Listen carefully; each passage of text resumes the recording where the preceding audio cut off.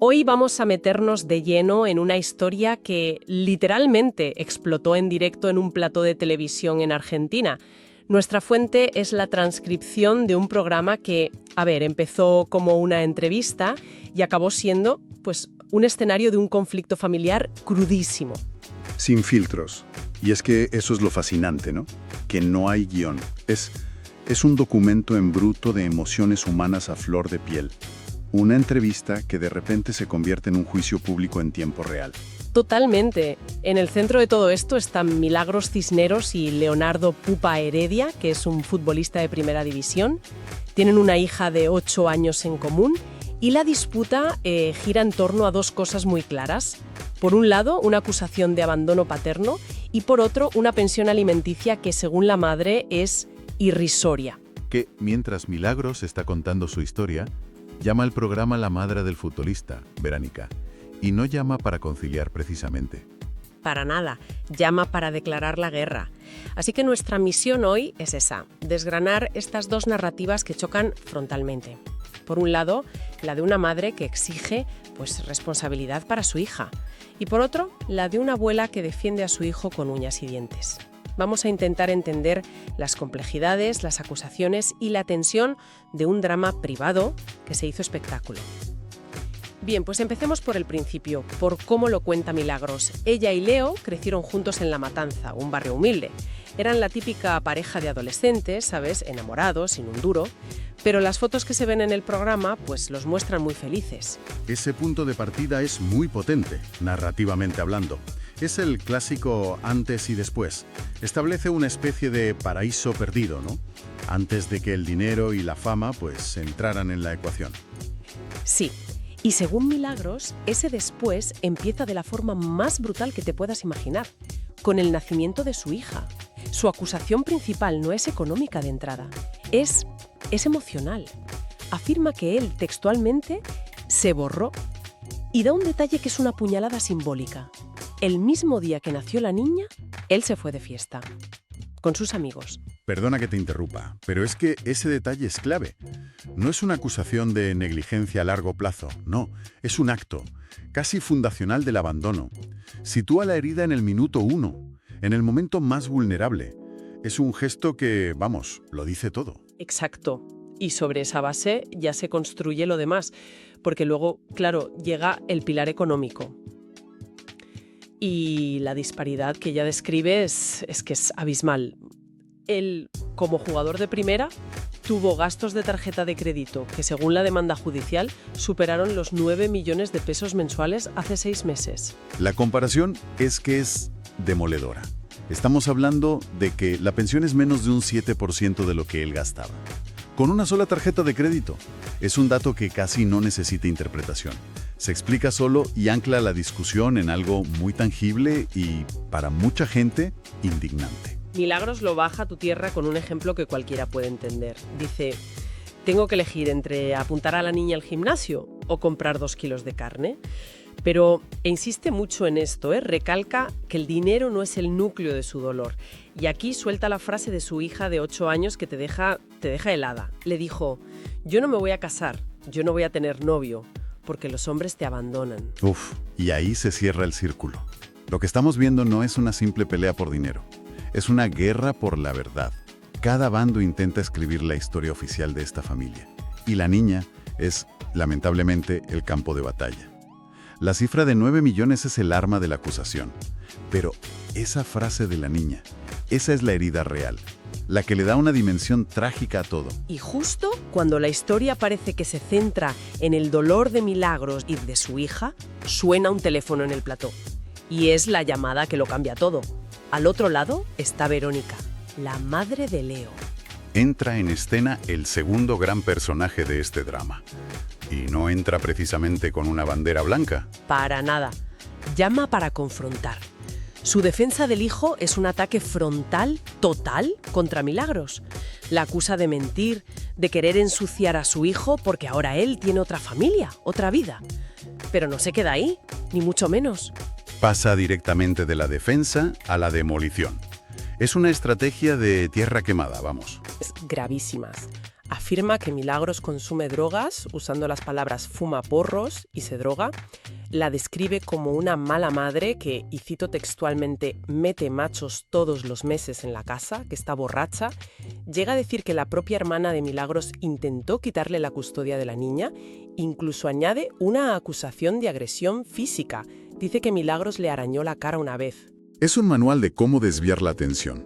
Si no puedes defender los actos de tu hijo, destruye la credibilidad de quien lo acusa. Son ataques ad hominem muy calculados. Lo interesante aquí es preguntarse por qué esa virulencia. ¿Es solo amor de madre o hay algo más? Quizás es una defensa del nuevo estatus social, del estatus económico que su hijo ha traído a toda la familia. Es una buena pregunta. Sobre el dinero, la versión de Verónica es que Leo jamás le dejó de pasar su mantención y que ellos, como abuelos, siempre han ayudado. De hecho, afirma que la casa donde vive Milagros la compró con dinero que le dio su hijo. Pero aquí viene lo fascinante. Cuando habla de la ausencia, suelta una frase que es una concesión enorme. Dice: puede ser que mi hijo sea un mal padre como presencia. Increíble. Es que es increíble. En medio de una defensa tan agresiva, admite el punto central de la denuncia de Milagros. Es una contradicción brutal. Por un lado, lo defiende a capa y espada y por otro, reconoce que, efectivamente, no está presente. Pero lo admite para inmediatamente culpar a Milagros.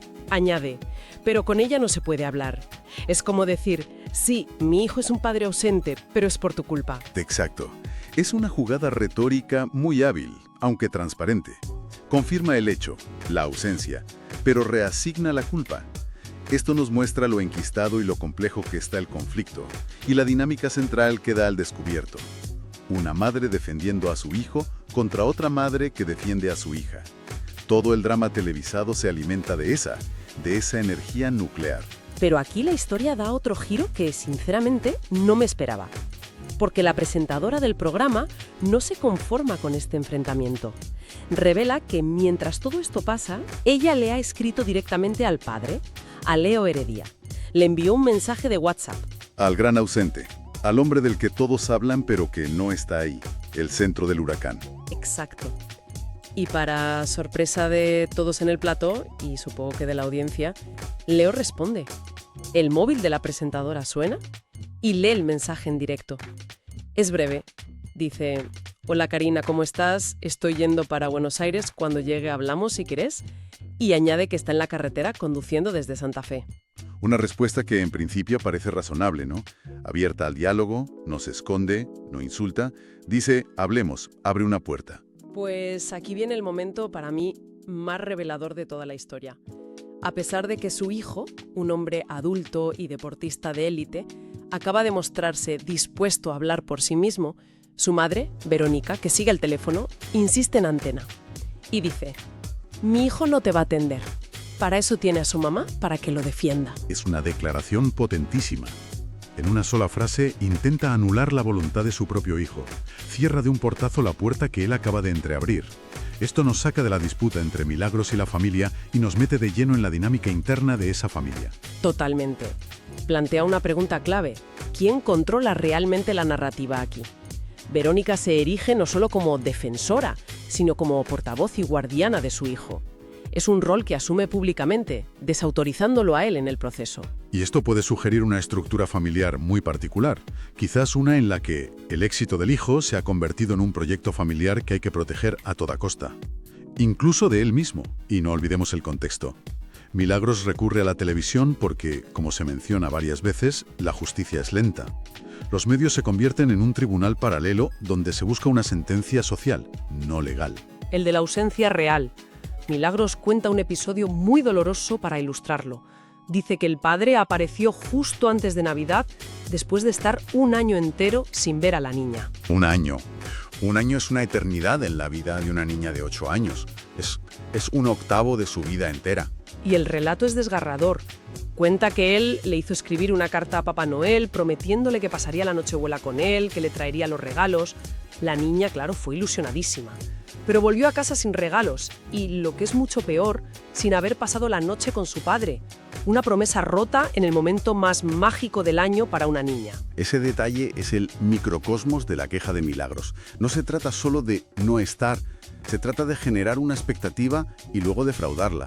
Es una ausencia que duele el doble, porque va precedida de una ilusión. La abuela, Verónica, replica a esto. Dice que el padre sí habla con la niña por videollamada, pero especifica que lo hace cuando la niña está en su casa, en casa de los abuelos, y subraya que la niña está con ellos todos los días. Una distinción clave. Y aquí es donde llegamos, creo, al nudo gordiano del conflicto. Sí, porque Milagros no lo niega. Ella reconoce que los abuelos siempre han estado presentes, que la niña los quiere y que ella no tiene queja de ellos.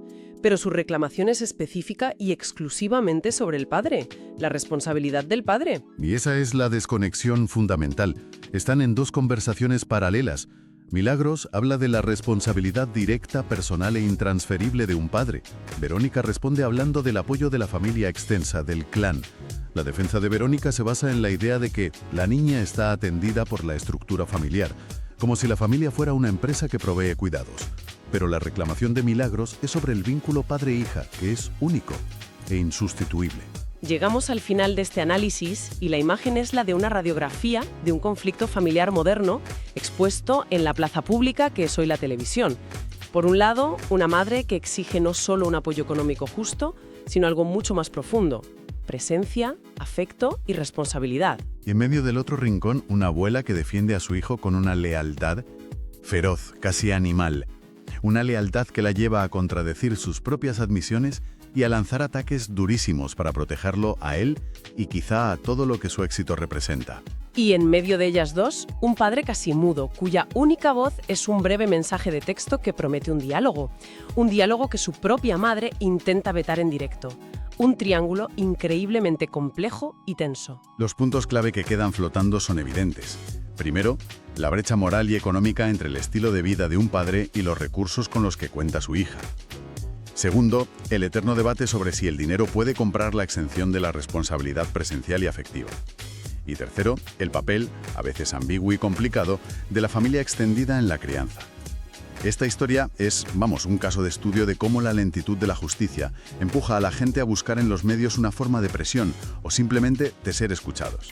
Y esta historia, con toda su rabia, con todo su dolor a flor de piel, nos deja una pregunta final para la reflexión. Cuando un conflicto privado se convierte en un espectáculo público, ¿quién se beneficia realmente? Y sobre todo, en medio de esta guerra de narrativas entre los adultos, ¿cómo se protege y se preserva la única historia que de verdad importa?